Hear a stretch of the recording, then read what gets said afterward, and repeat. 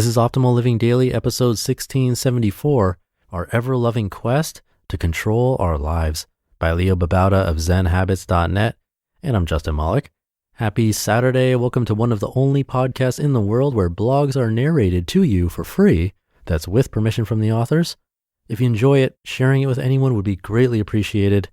And I'll keep this short for the Saturday episode, so let's get right to it and start optimizing your life.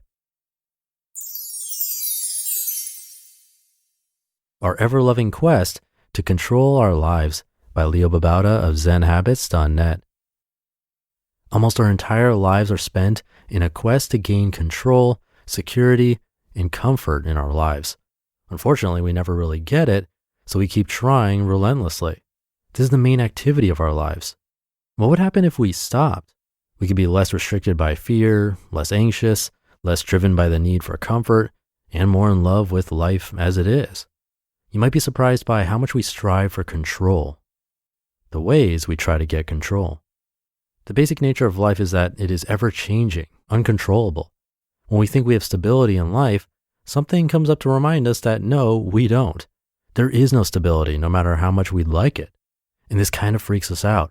We don't like this feeling of instability, of loss of control. So we do things to cope out of love for ourselves. These are strategies for control, security, and comfort. Some examples among many: we go on Instagram, Facebook, Twitter, Reddit, Pinterest, because doing so is comfortable and feels like we know what we're doing, a feeling of certainty of things under control. We make a to-do list or even try out an entire productivity or organizational system because it feels like we're getting things under control. We clean or declutter or organize our desks.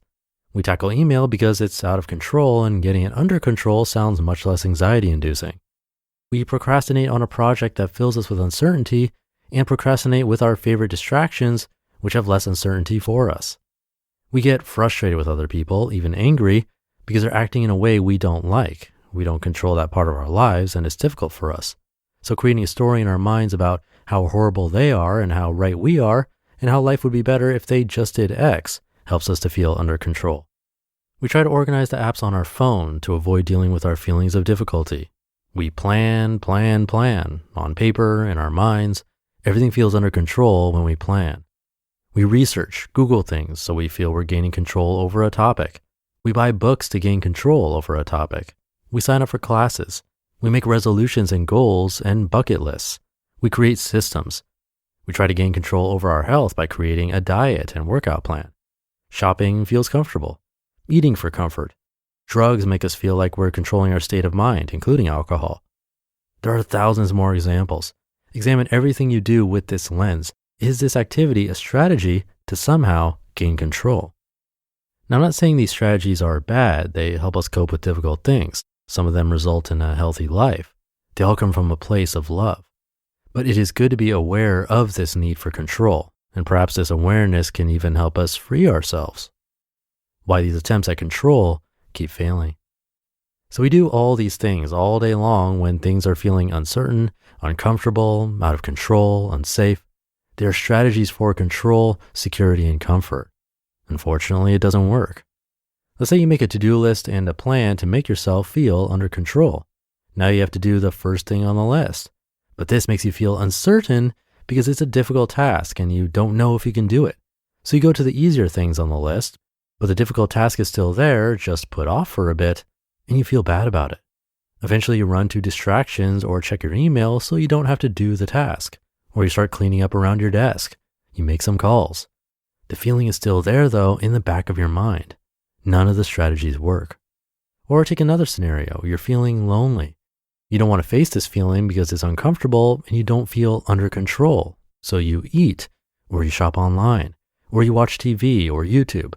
The feeling doesn't go away, so you do it again, or you turn to alcohol or drugs. Maybe you get everything under control. You're organized, have systems for everything, are spot on with your productivity, have only healthy habits. Congratulations, you win. Except things keep coming up that are ruining your perfect palace of control. You get anxiety until you deal with these things and get control back. But when you were doing that, more things came up. People are calling, emailing, interrupting you. And you get irritated often because everything is getting messy.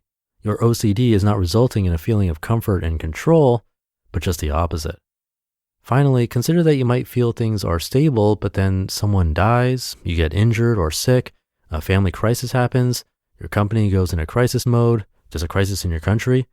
Things are never under control, so you feel anguish because you thought you had stability. Luckily, we have another way, the mindful way. If life is uncontrollable and because we don't like the feeling of being out of control, we do all kinds of things to seek control, but it doesn't work. What alternative is there?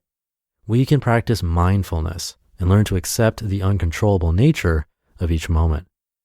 Start by just sitting still and try to pay attention to the sensations of this moment around you and in your body and even in your mind. Just notice what's going on. Then notice that your mind wants to run to planning or worrying or getting a grasp on things. We run from this unknown, uncontrollable moment to a strategy of control. Notice this urge to run, to control, and don't act. Do nothing. Just observe, taking no action. Notice how this feeling of being out of control feels. Where is this feeling located in your body? What is the sensation of it in your body? Is it one thing or changing? Investigate with curiosity. Be still with the sensation in your body. Practice with this a little at a time for days or for weeks. You'll start to get to know it intimately. And then it won't be so bad. You'll learn to sit with this feeling of out of controlledness and be okay with it.